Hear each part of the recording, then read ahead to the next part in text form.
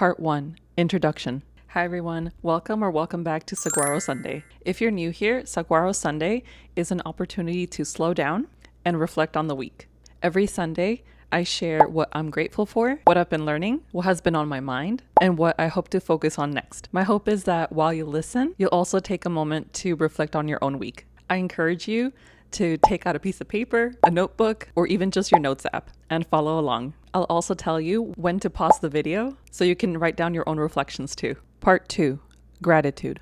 As always, I'm grateful for my family, my job, my home, my friends, my health, and of course, Coco. This week, I'm especially grateful for my coworkers.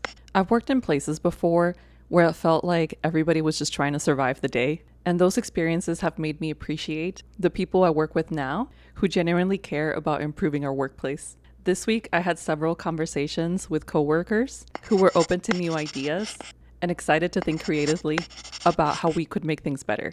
Something else that I appreciated this week was listening to leaders who take the time to explain the why behind their decisions.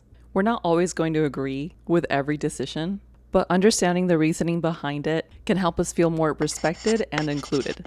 Those conversations left me feeling hopeful. Of course, real change doesn't happen overnight, but it can happen little by little through people who are willing to listen, collaborate, and keep moving forward together. All right, so if you're following along with your own reflection, now's your chance to pause the video and write down what you are grateful for this week and why. Part 3, this week's bloom, media literacy, source criticism, the CRAAP Test, and online discourse. This week, I found myself thinking about media literacy. When I taught English 12, one of my favorite units was the research paper, not only because it was one of the last units of the class, and so it marked that we were approaching the end of the quarter, and not because I love grading research papers, but because it gave students the opportunity to explore questions that they were interested in and to think about how we know what we know and how we can get answers. How do we decide if a source is trustworthy? How do we evaluate evidence? How do we recognize weak arguments? I didn't expect to be using those same lessons this week in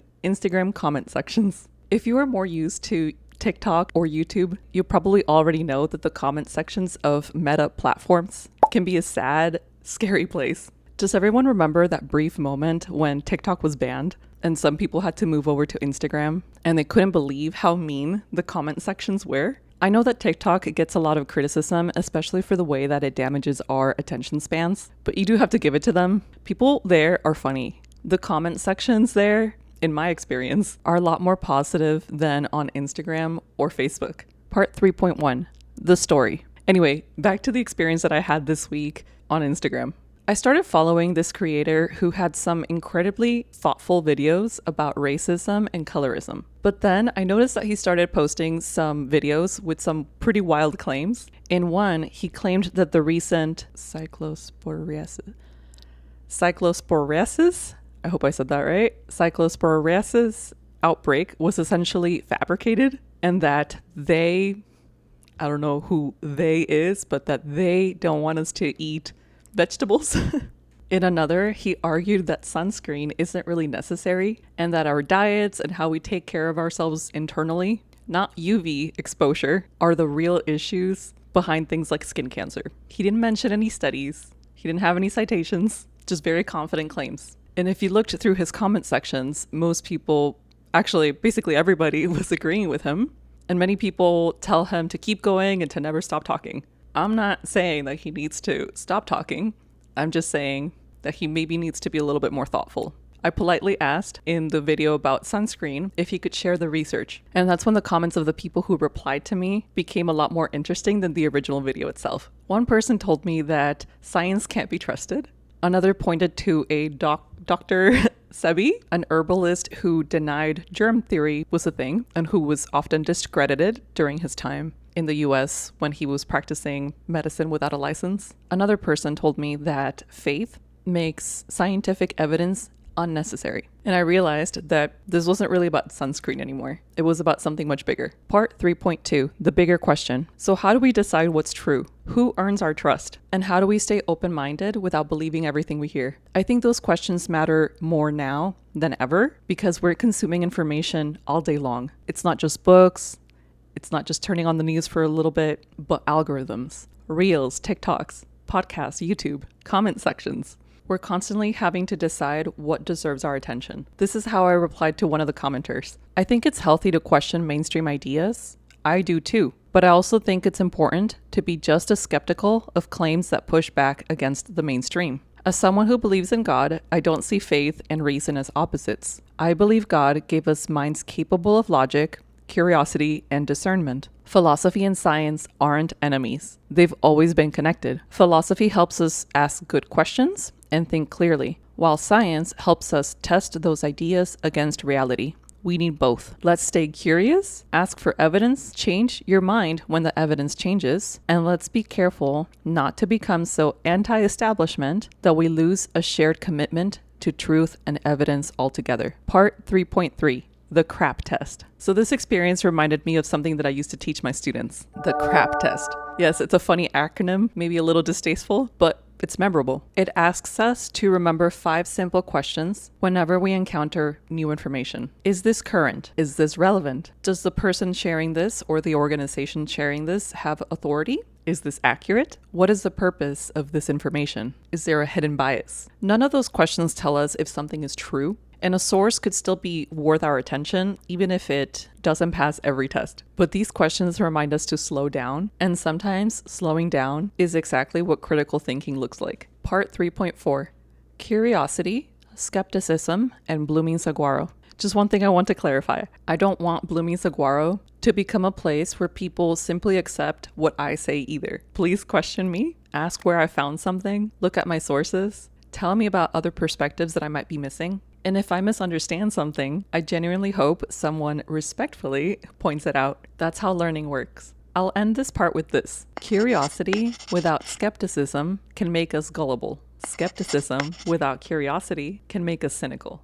I think wisdom lies somewhere in the middle. So that's the kind of learner I hope I can become, and it's the kind of learning community I hope Blooming Saguaro becomes. Again, if you'd like, you can pause the video here for a moment and answer today's question of the week. What's one question that helps you decide if information is trustworthy? Part 4, this week's wonder, rapid fire edition. Okay, here's a list of some pretty random things that I learned throughout the week. I will try my best to link everything that I mention in my resources library. How to support someone you love with schizophrenia or a serious mental health condition. Recovery-oriented cognitive therapy offers a powerful approach.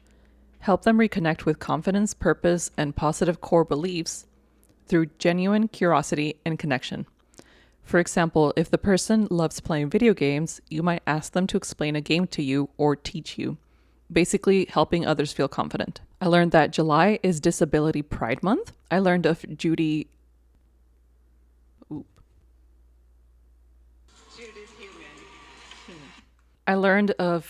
Heumann, who was known as the mother of the disability rights movement.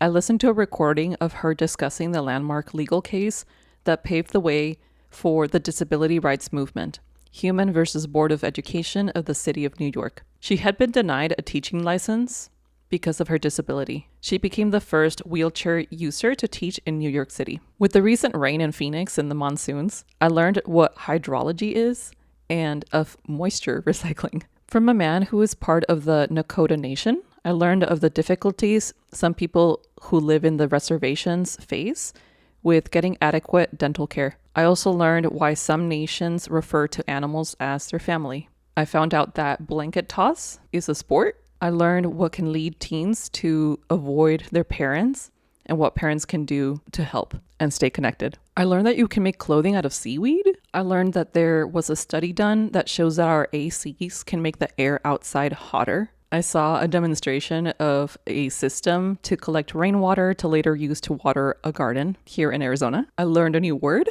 petrichor, which is the smell of wet earth. I learned how to know if you should call for help when you come across a homeless person who is on the floor. I learned about the housing first method to help fight homelessness. I also learned how heat in an area of a city is correlated with poverty. I learned a tip on how to stop rumination and what rumination is a lot of the time, which is a negative way of coping with anxiety. By thinking about things that happened in the past, replaying things, trying to find solutions, we're trying to ease anxiety that we feel from uncertainty.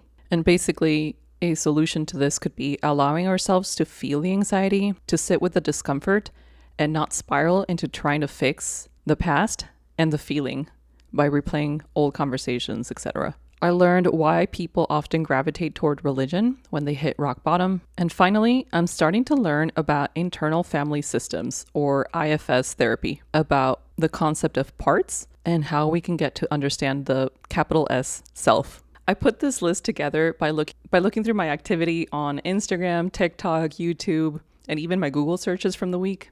I know it's kind of crazy and tedious, and I'm not saying that everyone should do this, but I again encourage you to stop for a moment and to think about what you learned this week. If you'd like, go ahead and share in the comments. Part 5, next week's growth. So here's a list of the things that I want to focus on this coming week. So same as last week, I need to keep maintaining healthy habits with sleep, doing my morning pages right when I wake up before looking at my phone or before starting work, doing yoga again in the morning before I start work, reading a little bit every day, at least 10 minutes. And I also want to get back to weightlifting. I actually didn't do any weightlifting this week. I'm going to continue practicing heel with Coco.